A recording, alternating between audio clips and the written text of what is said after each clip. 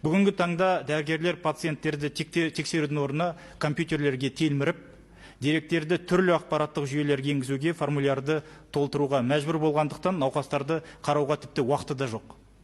Бір пациентті тексерудің стандартпен шектелген уақыты толығымен компьютерде жұмыс істеуге кетіп отыр. Сондықтан барлық құжаттаманы толтыруды медбикелерге тапсыру, штат санын көбейту арқылы дәрігерлердің жүктемесін азайту қажет, және бірыңғай ақпараттық жүйені іске қосу бойынша жұмысты шұғыл аяқтау керек. Үшінші, айыппұлдар мен жалған тексерулер мәселесі. Қордың деректеріне сәйкес, ақшаны төлеген, бірақ көрсетілмеген медициналық қызметтер өте көп. Қор көлемін шамамен тек қана 10%-ын тексергеннің өзінде көрсетілмеген 52 мың медқызмет анықталды. Ал егер 100%-ын тексеретін болсақ, онда 500 мыңнан аса ма, қалай болады? Оның себептері қандай деген сұрақ әрине заңды.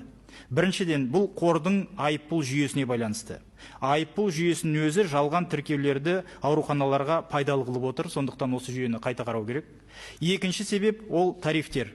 Жалақыны өсірген кезде медициналық қызметтер тарифінің пропорционалды өсуі болмады. Сондықтан тарифтің көп бөлігі жалақы төлеуге жұмсалады, ал дәрі-дәрмектерге, медициналық құрал жабдықтарға, тексеру жүргізуге, анализдарға тіпті ақша да қалмайды. Нәтижесінде сапа төмендейді, науқастар зардап шегеді. Осы тарифтің кесірінен медициналық ұйымдардың кредиторлық берешегі қазір күрт өскен. Тарифті шұғыл қайта қарау керек. Сонымен қатар мед тарифтерден коммуналдық қызметтерді алып тастау керек. Өйткені әр өңірде инфрақұрылым, күн райы және коммуналдық қызметтерді